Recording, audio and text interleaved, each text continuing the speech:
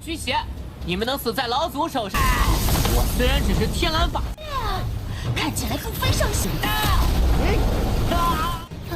大佬说的肯定对。别杀我！外面要逃跑的时候你就绕回来。记。你们还没找到本源之力。可以死了。Halo guys, welcome back to Kobe Movie. Dan ini sudah waktunya buat kita melanjutkan Lord Suyang. Habis Lord Lingfu ya guys, ketemu maknya pula tadi kan, seudah tuh. Pastinya kita lanjutkan Dewa satu ini yang overpowernya nggak ngotak. Nah di part 241 Lian Chishuan yang hari ini, kita semua bakal melihat Suyang pergi ke sebuah kota yang sangat unik. Kelihatannya sih agak terbengkalai ya, tetapi ada hubungannya dengan Istana Peri yang menjadi masalah utama Suyang sekarang. Dan lucunya, bakal terjadi pertarungan lagi antara Tianlong melawan adiknya Long Semenjak Long kemarin mendapatkan kekuatan asalnya, dia harusnya kan jadi setingkat dengan kakaknya yaitu Tianlong. Kira-kira manakah yang bakal menang guys? Mari kita bertaruh.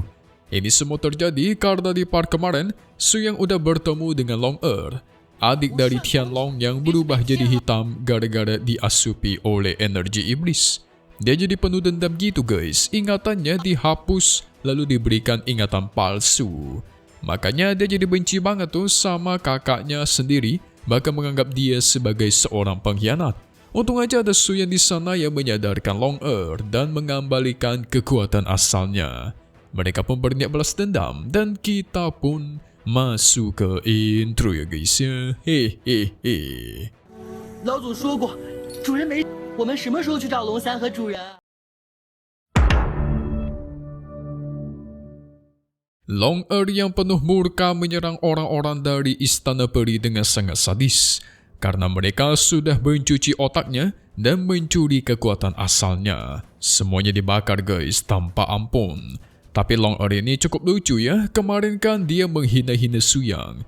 Tapi sekarang dia hormat banget, sampai terus-terusan ngasih kata-kata bagus kepada Dewa Suyang kita. Ada satu fakta yang terungkap, ternyata si Tianlong, Long dan Long Shan, itu mereka bertiga adalah pecahan dari harta naga. Tianlong itu adalah bagian dari batang tongkat naga, Long adalah bagian dari kepala si tongkat naga, yang berarti Long Shan adalah bagian lainnya. 驱邪，你们能死在老祖手上。幸而天蓝新主英明盖世。我虽然只是天蓝法。 Nah, tapi mereka itu nggak pernah akur kalau ngomongin soal kekuatan. Kayak sama-sama nggak mau kalah gitu guys.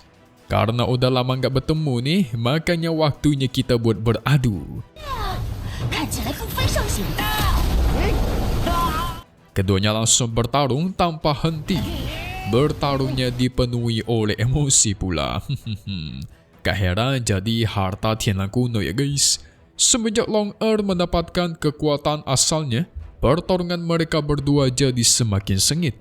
Menurut Suyang, yang menang adalah Tianlong kakaknya. Loh, kenapa bisa? Karena berdasarkan yang mereka lihat, kekuatannya itu setara guys. Dan harusnya Long nggak bakal kalah. 龙儿输在哪儿了？大佬说的肯定对。龙二会输。 Tapi hasilnya tuar, Long dipentalkan. Keduanya pun berubah menjadi sosok asli, satunya kepala tongkat, satunya tubuh tongkat.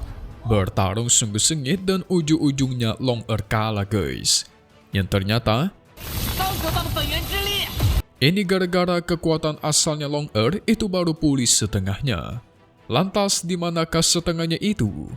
Suyang tahu sudah disembunyikan oleh orang-orang Istana Peri. Dengan mudahnya dia tahu ya guys. Jadi mereka nggak perlu lagi mikir-mikir banyak. Mikir jangan-jangan itulah atau jangan-jangan inilah, yang pasti apa yang Suyang tebak ataupun yang dia katakan itu benar. Hehehe. Sehingga mereka pun pergi mencari sebagian kekuatan asalnya Long Berjalan begitu jauh tetapi aneh mereka nggak kunjung sampai ke tujuan. Seakan-akan mereka mengitari tempat yang sama. Pilar-pilar tebing di sana pun dari tadi sama aja tuh, nggak ada yang beda. 好眼熟的柱子。 Suyang santai-santai aja. Dia udah tahu ada yang aneh. Segera dia ambil secangkir teh dan tuar. Ketika dia lempar airnya, muncullah sosok tetua istana peri yang waktu itu kabur guys ketika melihat Su Yang. Ingat gak kalian pas awal-awal? Tetua ini bernama Song Yao. Lebih tepatnya bukan tetua sih, dia adalah murid senior dalam istana peri. Dia bingung padahal udah bersembunyi di sini selama mungkin, masih ketahuan. Song Yao memohon ampun, akan mengatakan semua rahasia istana peri yang dia ketahui. Apalagi kan dia seorang murid senior, pasti tahu banyak lah. Song Yao menceritakan orang-orang yang terkunci di dunia kotak 9 ajaib ini merupakan orang-orang dari istana peri. Jadi dia tahu semuanya guys. Pemimpin dari orang-orang itu sangatlah hebat. Katanya sih jarang muncul dan orang-orang mengiranya dia itu menyiapkan rencana yang bagus. Tapi aslinya ternyata dia sedang sakit ambeien guys. Seri mencret dia. Hahaha, apa-apaan coba. Sementara wakil ketuanya orang yang juga aneh. Seorang pria tapi sifatnya banci. Ada satu lagi orang yang bernama Chin Tong. Bukan pria ataupun wanita. Aduh, gak ada beres nih infonya nih. Sampai-sampai San yang kesal, dia ancam pengen mengetahui di manakah kekuatan asal disembunyikan. Song Yao menjelaskan, di sini ada sebuah kota yang terdapat toko pelelangan di sana. Ada banyak harta tidak terpakai dijual dan dilelangkan. Orang-orang yang mengikuti pelelangan dan membeli harta di sana itu pasti orang-orang dari istana peri. Jadi kemungkinan kekuatan asal yang mereka cari itu ada di sana. Song Yao membawa mereka ke sebuah pohon besar. Tapi sayang sekali katanya pasar perdagangan itu sudah ditutup. Jadi nggak ada barang yang dijual. Tentu ini aneh dong, harusnya kan ini adalah hari pembukaan perdagangan harta. Yang ternyata guys, orang-orang yang harusnya mengikuti perdagangan itu udah mati semua. Jadi pasarnya pun ditutup. Auto paniklah si Song Yao ya kan? Bentar lagi dia juga bakal mati nih, dihabisi Su Yang.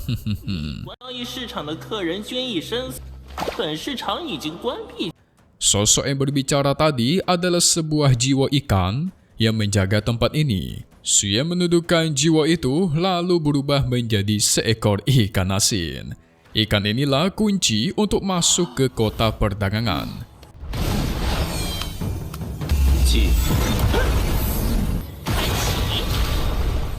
Mereka mengambil ikan itu lalu masuk ke toko perdagangan guys.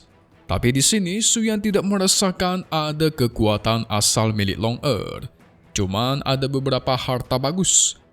Kang Chu tahu guys, harta-harta di sini bekas curian. Buktinya ada beberapa harta yang berasal dari sekte lain. Dan harusnya harta-harta ini tidak dikasih ke orang lain. Kemungkinan sekte itu udah dihancurkan secara paksa. Lalu hartanya dirampas. Ya intinya, semua harta yang ada di sini merupakan bekas curian atau rampasan. Ketahuan udah. Song Yao kaget. Entah dia pura-pura kaget atau emang gak tahu. Tapi masa iya, dia kan seorang murid senior, masa gak tahu hal ini ya kan? Apa jangan-jangan Song Yao berniat menjebak mereka semua sekaligus di sini? Ayo lo, Su Yang menggunakan kekuatannya guys. Dia kesal sudah ditipu. Kau udah boleh mati, kata Su Yang dengan dingin dan tuar. Song Yao pun dihisap ke dalam topan buatannya Su Yang, lalu dia ledakan. Mantap.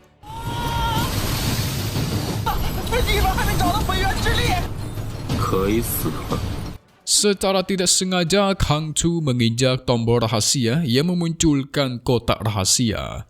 Ketika dihancurkan, kotak itu malah menjadi semakin kecil. Setiap dihancurkan, maka semakin kecil pula kotaknya. Unik juga ya.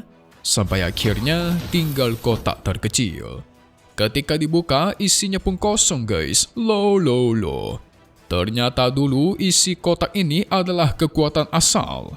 Su Yang pun menggunakan kekuatannya membuka gerbang teleportasi di sana yang bersembunyi dan dia tahu orang-orang istana peri ini sudah cari masalah dengan dia guys. Maka dia mengatakan, kalau kalian mau main, akan ku temani. Mampus dan nih para musuhnya. Apakah habis ini bakal bertemu dengan ketua dari kelompok Istana Peri yang ada di sini? Langsung aja guys. Karena part kali ini cukup pendek, Mimin kasih kalian spoiler untuk part 242 Lian Shishuanian. Nah, di episode hari Sabtu, singkatnya Suyang dan para murid sampai ke kota lain. Di sana sudah ada Lo Xian dan Tong Mei yang udah sampai duluan. Ingat ya, mereka semua terpisah pas masuk ke dunia kota ajaib ini. Di sini bakal ada beberapa orang misterius yang mencuri koin emas. Bahkan ada patung aneh yang memuntahkan koin emas. Suyang merasa itu hal yang cukup menarik. Pasti ada misteri di belakangnya. Bakal dia cari tahu nih. So, kita tunggu lagi di part 241 Lian Shishuanian. 100,000 Years of Divine Qi atau 100.000 tahun pemurnian Qi. Satu hal yang pasti, cuman di sini ya guys, Kobe Movie. Thank you buat kalian sudah nonton dan selalu support channel Mimin. Semoga kalian semua sehat selalu. Memang pamit undur diri dulu. Kita bakal ketemu lagi di video-video selanjutnya. Oke kalau gitu, see you guys.